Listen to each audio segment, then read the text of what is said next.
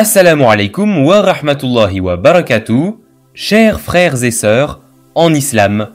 Aujourd'hui sur Al-Ibrahimia TV, la première chaîne francophone dédiée à la Faïda Tijaniya, nous avons l'immense privilège de partager avec vous un discours exceptionnel et intemporel de Maulana Cheikh Ibrahim Niass.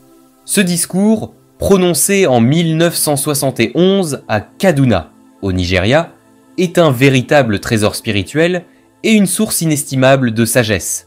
Dans ce message, Cheikh Ibrahim Niass nous éclaire sur la grandeur de la création d'Allah, l'importance de l'adoration sincère et exclusive, ainsi que sur la bienveillance envers toutes les créatures. Il nous rappelle également les droits des parents, des voisins et des autres serviteurs d'Allah, tout en mettant en garde contre l'injustice et la médisance. Restez avec nous pour découvrir cet enseignement unique, tiré du tome 4 de Sa'adatul An'am, et laissez-vous inspirer par les paroles du serviteur de la Oumma. N'oubliez pas de vous abonner à notre chaîne et d'activer la cloche des notifications pour ne rien manquer des prochains contenus. Bismillah, écoutons ensemble les précieuses paroles de Maulana Cheikh Ibrahim Niass. Louange à Allah, Seigneur des mondes, que la paix et le salut soient sur le plus noble des messagers. Ceci dit, Allah a dit, « Nous avons créé l'homme à partir d'un extrait d'argile. Aucun homme n'existe que par cette disposition. Et à bien réfléchir sur la création de l'homme, tu sauras que Dieu a effectué un excellent travail. Il a doté l'homme d'organes, harmonieusement égaux. Tout membre ou organe dont il aura besoin dans sa vie a été parachevé par Dieu avant qu'il n'apparaisse du ventre de sa mère. Il a 2 pieds par lesquels il marche, 2 mains avec lesquelles il touche, 2 yeux avec lesquels il regarde, des oreilles par lesquelles il entend et une langue par laquelle il parle. Ainsi de suite parmi tant d'autres membres, et Dieu l'a créé d'une façon solide afin qu'il supporte la tâche de la représentation en lui. Allah dit, nous avons créé l'homme et nous avons renforcé ses membres, c'est-à-dire nous avons consolidé ses membres. Il a 2 mains solides et il n'a jamais été vu d'homme dont un pied, une main, une oreille ou un œil s'est détaché de l'organisme. Tu ne verras jamais un homme qui marche et que l'un de ses pieds tombe ou l'une de ses mains ou l'oreille ou l'œil. Personne ne vit cette phobie. Il est vu un véhicule qui roule et dont l'un des pneus s'en détache. Là réside la différence entre la création d'Allah de celle de l'homme. L'homme dispose d'un entendement, d'une vision et d'une intelligence par laquelle il distingue les choses. L'entendement de l'homme n'est pas pareil à celui des animaux. Par son entendement, l'homme distingue les différentes voix. Lorsqu'il entend, il se rend compte que c'est une voix d'homme ou un cri d'oiseau, ou c'est une langue compréhensible ou non, ou c'est une parole qui lui est adressée ou à une autre personne, ou c'est une parole qui nécessite ou non de réponse, c'est une parole aimable ou non. C'est seulement l'entendement de l'homme qui distingue tout cela. Quant aux animaux, toutes les voix sont identiques et sans distinction. Ainsi, la vision de l'homme discerne que ceci est blanc, cela est court, cela est un groupe d'individus, ceci est bien, cela est mauvais, ceci m'est appréciable, cela ne m'est pas appréciable. C'est par la vision que l'homme fait ce discernement. Et Dieu a honoré l'homme. Lorsqu'il fut dans le ventre de sa mère, Allah transforma le sang des menstrues en substances nutritives, par lesquelles il vit, durant son séjour, dans les entrailles de la mère. Et Dieu le préserve et le fait pousser progressivement, jusqu'à ce qu'il le fasse naître. Et il vient au monde alors qu'il n'a rien, dépourvu de moyens, bien qu'il sache que ce bas monde nécessite beaucoup de choses. Mais l'homme vient les mains vides, à un point tel que lorsqu'il naît, il expose les paumes de ses mains en montrant qu'il ne dispose de rien. Dieu l'accueille avec sa mansuétude et sa bonté, lui accordant du lait dans les seins de la mère pour sa nutrition, tant qu'il est en période d'allaitement jusqu'au sevrage et qu'il puisse s'alimenter lui-même. Et avant sa naissance, tous ses organes sont complets, hormis les dents. L'homme naît sans dents, car Allah sait que, dès sa naissance, son aliment provient du sein de sa mère. Et s'il était né avec des dents, il nuirait les mamelles de la mère, et lorsqu'il devient graduellement solide, les dents poussent progressivement jusqu'à ce qu'elle soit complète, avant que le besoin ne se fasse sentir. Ainsi tout cela fait partie du bon entretien et de la bienveillance d'Allah à l'égard de l'homme. Dieu n'est-il pas bienveillant alors envers l'homme? Allah est un roi. Les rois de ce monde, lorsqu'ils disposent d'esclaves ou de serviteurs, il les divise en 3 groupes. Un groupe qui travaille pour l'accroissement de leurs risques, un second groupe qui se préoccupe de leur alimentation et boisson, et un autre groupe qui s'assoit à côté du roi, l'honore et le distrait. Allah dit « Je n'ai créé les djinns et les hommes que pour qu'ils m'adorent ». Allah n'a pas besoin des 2 premiers groupes. Il n'a pas besoin de celui qui le nourrit, ni de celui qui lui sert à boire. Et il reste un seul groupe en l'occurrence, ceux qui sont toujours présents à ses côtés, le vénèrent. Ceux-là sont les croyants en Dieu. Dieu a créé les fils d'Adam afin qu'ils croient en lui et l'adorent. Toutefois, l'adoration est ce qui est rapporté d'Allah par les envoyés. Tous les messagers de Dieu sont unanimes, d'accord, sur 2 principes. Toutes les législations incluent ces 2 aspects. Premièrement, magnifier le Créateur, exalté soit-il. Deuxièmement, la bienveillance envers les créatures. Par conséquent, vous adorez Allah sans l'associer. Vu qu'Allah n'accepte pas d'association, Allah ne pardonnera jamais l'auteur d'idolâtrie. Allah dit « Certes, Allah ne pardonne pas qu'on lui associe, et il pardonne ce qui est moindre. Il faut de la foi exclusive en Dieu seul.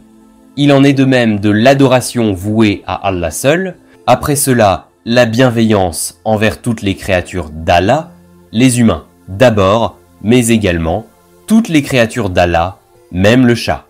Car une femme est entrée en enfer à cause d'un chat. De même, un homme est entré au paradis par le fait qu'il a servi à boire à un chien. Ceux qui ont plus de droits sur l'homme, parmi les créatures d'Allah, sont ses parents. Le plus grand droit après celui d'Allah est le droit des 2 parents. Allah dit « Ton Seigneur a décrété que vous l'adoriez, lui seul, et d'être bienveillant envers les parents. » Il est de la bienveillance envers ses parents, la bienveillance aux proches parents. Ensuite, il faut être bienveillant envers les voisins. Le voisinage se subdivise en 3 catégories. Un voisin qui dispose de 3 droits, un voisin qui a 2 droits, et un autre qui dispose d'un seul droit. Le voisin proche parent qui est musulman, il lui revient 3 droits. Le droit de voisinage, le droit de l'islam et le droit de la parenté. Le voisin qui n'est pas un proche parent mais qui est musulman a 2 droits. Le droit de voisinage et celui de l'islam. Le voisin qui n'est pas musulman bénéficie du droit de voisinage. Et il est nécessaire de rendre à chacun ce qui lui revient de droit et d'être bienveillant envers toutes les créatures. L'adoration consistant, la prière, le jeûne, le zikr, la lecture du Coran et le hajj. C'est une relation directe entre Allah et toi. Pour ce qui est de l'aumône, de la générosité dans le sentier d'Allah et de la bonté, cela est une relation entre les créatures et toi. Autant il est nécessaire d'être bienveillant envers les créatures, autant il est nécessaire de se garder de leur porter préjudice. Allah ne pardonne pas le shirk, et il récompense le bienfait par 10 de semblables et le mal par le mal. Quant au préjudice causé aux hommes, Allah ne le pardonnera que quand le préjudicié lui-même le pardonne. Et quiconque se présente le jour de la résurrection, alors qu'il avait des plaintes à son encontre, il les réparera toutes. Et ce jour-là, il n'y aura ni dirham, ni dinar. Et comment donc les réparer alors? Dieu prendra des bienfaits de l'oppresseur et les donnera aux opprimés. Et lorsqu'il ne lui en restera plus, Allah prend les méfaits des opprimés et les augmente sur l'oppresseur. Ensuite, il entre en enfer. Méfiez-vous donc de l'injustice. Si tu peux te rendre utile à toutes les créatures d'Allah, fais-le. Sinon, évite de porter préjudice à quiconque parmi les créatures, car il est rapporté dans le hadith, les créatures constituent la famille de Dieu, le mieux aimé d'Allah et le plus utile envers sa famille. Ô serviteurs d'Allah, accomplissez de bonnes œuvres par la purification, la prière et le jeûne, et soyez bienveillants envers toutes les créatures autant que possible. Quiconque fait cela est parmi les vertueux. Et quiconque se préoccupe de l'adoration et ne s'inquiète pas du préjudice porté aux créatures, tombera en faillite le jour de la résurrection. Le prophète, paix et salut sur lui, a dit « Connaissez-vous l'homme qui est en faillite ?» Et les compagnons de lui dirent « C'est celui à qui est arraché son dinar et son dirham. » Et le prophète de rétorquer « Celui qui est en faillite dans ma communauté est un homme qui viendra le jour de la résurrection avec des prières, des aumônes, des jeûnes et des hajj, tous étant des lumières qui brillent. » Alors qu'il avait insulté celui-ci, calomnié celui-là, pris l'argent de quelqu'un et médit de quelqu'un d'autre. Dès lors, Allah prend tous ses bienfaits et les partage à ceux-ci. Si les créances te sont honorées, c'est tant mieux pour lui. À défaut, Allah prend de leurs méfaits et les augmente sur lui, l'oppresseur. Le noble prophète dit « Votre Seigneur est unique de même que votre Père. Nous sommes tous d'un Père unique, en l'occurrence Adam. Donc aussi bien les musulmans que les non-musulmans sont tous frères, car ils viennent tous d'un seul Père et d'une seule mère, notamment les musulmans. Allah dit « Les croyants ne sont que des frères. » Le prophète dit « Le musulman est celui qui épargne les autres de sa langue et de sa main. Le musulman ne porte pas tort à son frère, ne l'humilie pas, c'est-à-dire ne l'abandonne sans assistance et ne le livre pas à l'oppresseur. Ceci constitue les modalités que le prophète vous a apportées. Il vous a apporté cette religion afin que vous adoriez Allah seul sans l'associer et que vous soyez bienveillants envers les créatures. Et le moyen de réaliser cette attitude est de considérer chaque homme à sa juste valeur. N'importe lequel des serviteurs d'Allah que tu viens à rencontrer, quel qu'il soit, considère qu'il est meilleur que toi. Et préoccupe-toi de tes propres défauts au lieu de ceux des autres. Bon nombre de personnes parmi nous se préoccupent des défauts des autres et n'évoquent jamais les leurs. Toutefois, l'homme se connaît mieux qu'il ne connaît les autres. En fait, c'est Allah qui couvre les défauts. Tout défaut d'une tierce personne mentionnée, on l'aura entendu ou conjecturé et sans aucune certitude. Ce dont tu es réellement certain, ce sont tes propres défauts, malgré la belle couverture d'Allah. Tu sais ce que tu as posé comme acte et ce que renferme ton cœur. Quant aux défauts des autres, ils ne te causeront point de préjudice. C'est plutôt tes propres défauts qui te porteront tort. Donc pourquoi laisses-tu tes défauts et pourquoi mentionnes-tu les défauts des autres? Allah l'exalté, dans son entretien avec Moussa, avait dit « Ô Moussa, sois confiant du risque que je t'ai garanti, tant que mes trésors sont pleins, et ils le seront toujours. De la même manière que Dieu a fini et achevé la création de l'homme, il a également parachevé sa subsistance, risque. Si quelqu'un fuyait son risque, ce dernier le suivrait, et personne ne mourra sans consommer entièrement son risque. Dieu dit « Dans le ciel est votre subsistance ». En s'adressant à l'homme, Allah jure, et l'homme ne croit pas à ses propos. Ceci est une faiblesse de la foi. La subsistance est garantie.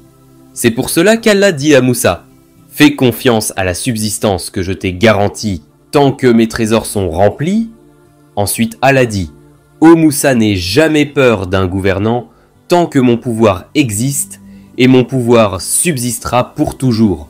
Si tu n'es pas injuste, n'aie peur d'aucun tenant de pouvoir.